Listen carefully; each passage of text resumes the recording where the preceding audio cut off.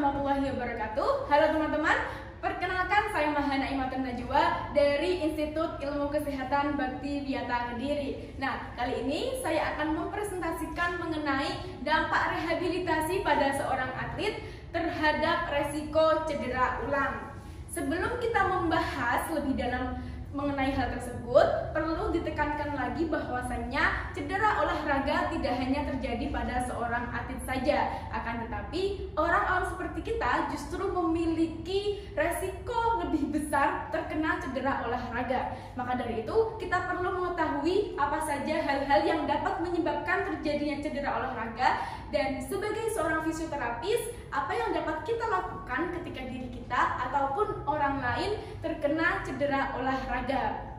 Nah, pertama kali kita akan membahas mengenai pengertian dari cedera olahraga itu sendiri. Jadi, cedera olahraga merupakan cedera yang terjadi ketika seseorang itu sedang melakukan aktivitas olahraga ataupun latihan.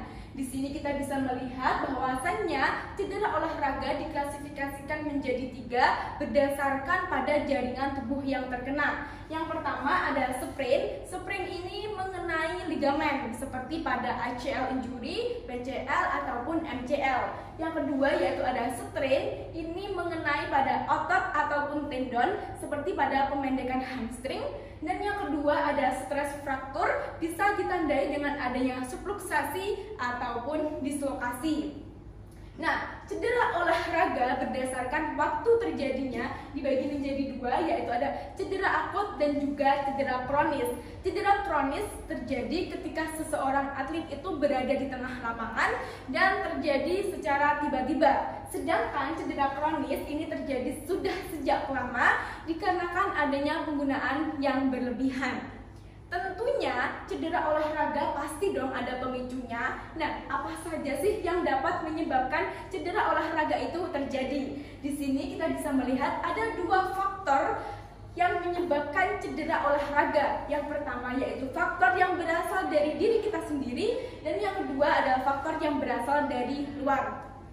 Yang pertama yaitu ada faktor internal atau faktor intrinsik, yaitu adanya kurangnya pemanasan. Jadi pemanasan ini sangat penting dikarenakan untuk menyiapkan tubuh kita supaya lebih siap lagi untuk menerima tekanan dari luar. Yang kedua yaitu ketidakseimbangan otot dan juga postural. Nah, ketidakseimbangan otot dan juga postural inilah dikarenakan adanya asimetris pada postural seseorang dan menyebabkan salah satu dari bagian tubuh kita, entah itu kanan atau kiri, mengalami kompensasi.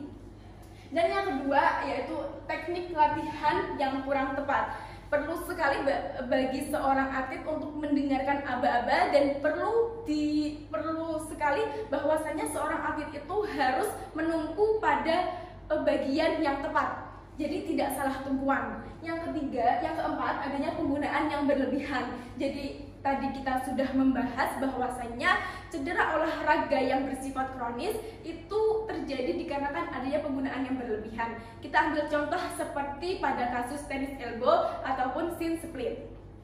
Yang kedua ada faktor secara ekstrinsik, ini merupakan faktor dari luar. Yang pertama ada kondisi lingkungan. Jadi kondisi lingkungan yang jelek ini sangat memiliki resiko terkena cedera olahraga itu sangat besar. Seperti studi sepak bola Amerika mengatakan bahwasanya cedera olahraga pada pesepak bola itu lebih banyak terjadi pada saat mereka melakukan aktivitas yang berada di lapangan yang memiliki rumput yang masih baru daripada rumput buatan yang sudah lama.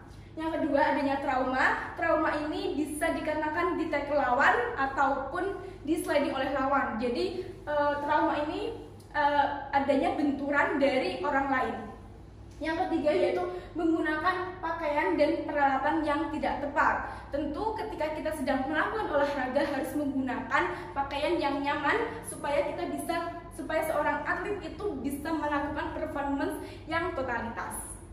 Nah, kemudian di sini kita bisa melihat bahwasanya pada tahap rehabilitasi ini sangat penting dikarenakan rehabilitasi ini berkontribusi pada pencapaian dan juga pemeliharaan fungsional tubuh individu secara optimal dalam melakukan aktivitas. Diharapkan ketika seseorang itu menjalani program rehabilitasi dan ketika program rehabilitasi itu sudah selesai, ketika seorang atlet kembali ke aktivitasnya masing-masing, jaringan yang terkena cedera tadi bisa normal seperti sebelum terkena cedera. Nah, kemudian di sini kita bisa melihat bahwasannya ini adalah siklus dari injury support sampai dia mengalami rehabilitasi. Jadi pertama pasti adanya trauma. Nah, trauma ini ditandai dengan adanya pendarahan ataupun kerusakan pada jaringan, yang mana kemudian akan membentuk hematoma dan juga jaringan tisu dan masuk pada fase inflamasi. Pada fase inflamasi ini kita masih ingat bahwa ada 5 tanda jika seseorang itu terkena inflamasi. Yang pertama ada pallor, dolor, rubor, tumor, dan juga fungsionalisa. Kemudian pada fase inflamasi ini akan menjadi alarm bahwasannya ada jaringan pada tubuh kita yang terkena cedera, dan itu akan menjadi warning. Kemudian masuk pada fase perbaikan, di sini yang berperan yaitu inflammation, fibroblast, dan juga maturation. Untuk inflammation ini kita tahu ada histokinin, ada prostaglandin, ada histamin, prostaglandin, dan juga sitokinin. Kemudian pada jaringan yang terkena cedera tadi akan mengalami atrofi. Nah, dan pada tahap yang terakhir yaitu pada tahap rehabilitasi, di sini peran kita sebagai seorang fisioterapis. Nah, pada program rehabilitasi ini sangat menentukan bagi seorang atlet apakah dia memiliki pengurangan pada resiko re-injury ataupun memiliki resiko re-injury yang lebih besar. Tergantung apakah seorang atlet itu optimal ketika melakukan recovery. Di sini kita bisa melihat bahwasanya ketika seorang atlet tidak melakukan recovery secara optimal, maka ketika dia kembali ke aktivitasnya masing-masing atau kembali ke cabang olahraganya masing-masing, atlet tersebut akan memiliki resiko terkena cedera ulang yang lebih besar. Dan itu tidak sama. Dan itu sebaliknya dengan seseorang atlet yang mengalami recovery secara optimal, dan ketika dia kembali ke aktivitasnya masing-masing maka akan ada pengurangan pada resiko re-injury. Nah, kemudian ini adalah tahapan dalam fase penyembuhan menurut Kisner. Kita bisa melihat adanya fase akut, fase subakut, dan juga pada fase kronik. Dan ini adalah rentang nyeri. Jika seseorang mengalami cedera olahraga dan dalam fase akut, maka seseorang itu akan mengalami nyeri melebihi yang menyebabkan range of motion tersebut terbatas. Kemudian pada fase subakut, ROM seseorang yang terkena cedera tadi sudah hampir bisa sepenuhnya, tapi belum sepenuhnya, dan ketika sudah masuk ke fase kronik, ROM tersebut sudah kembali. Nah, pada fase subakut ini terjadi pada 0 sampai 4 hari setelah cedera olahraga tersebut, ditandai dengan adanya inflamasi. Sebagai seorang fisioterapis, kita bisa memberikan perlindungan yang maksimum, dan untuk menghindari efek dari imobilisasi, kita bisa memberikan pasif ROM ataupun massage. Yang kedua yaitu pada fase subakut, di sini sudah adanya perbaikan pada jaringan dan juga penyembuhan pada jaringan yang terkena cedera tadi, dan sudah ada pengurangan pada inflamasi. Dan sebagai seorang fisioterapis, kita bisa memberikan perlindungan yang sedang dan mengontrol untuk pergerakannya. Dan untuk latihannya kita bisa memberikan endurance kardiopulmonal, open ataupun close chain, juga bisa stretching dan juga mobilisation dan manipulasi. Dan yang terakhir ada fase kronik. Di sini sudah pada jaringan yang terkena cedera tadi sudah mengalami remodeling dan juga pematangan, dan sudah tidak ada inflamasi. Dan sebagai seorang fisioterapis, kita bisa memberikan minimum protection bahkan sampai tidak adanya perlindungan. Dan untuk memberikan latihan supaya seorang atlet tersebut sudah siap untuk melakukan aktivitasnya sehari-hari. Di sini kita bisa memberikan untuk progresif penguatan yang progresif dan juga latihan ketahanan. Nah, tentunya re-injury ini bisa terjadi seperti halnya yang telah dilakukan oleh penelitian Salah satunya yaitu yang dilakukan oleh Walden et al. 2015 mengatakan bahwa 5 dari 9 pasien ACL mengalami cedera ulang pada fase rehabilitasi dikarenakan kurangnya optimal seorang atlet itu dalam melakukan rehabilitasi.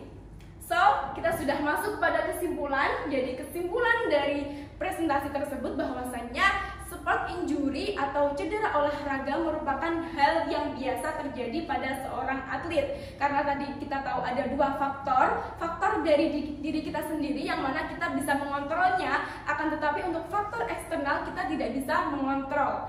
Dan pada seorang yang sudah terkena cedera olahraga tidak menutup kemungkinan seorang tersebut juga akan mengalami re-injury dikarenakan pada fase rehabilitasi orang itu tidak melakukannya secara optimal. Dan cedera olahraga ini menandakan bahwasannya pada jaringan yang terkena cedera tadi itu belum sepenuhnya melakukan penyembuhan.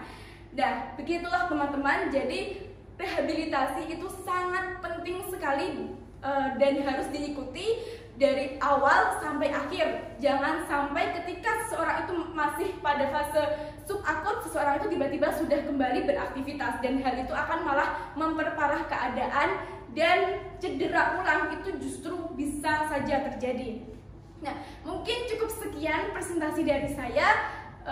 Saya mohon maaf untuk sebesar-besarnya. Wassalamualaikum warahmatullahi wabarakatuh.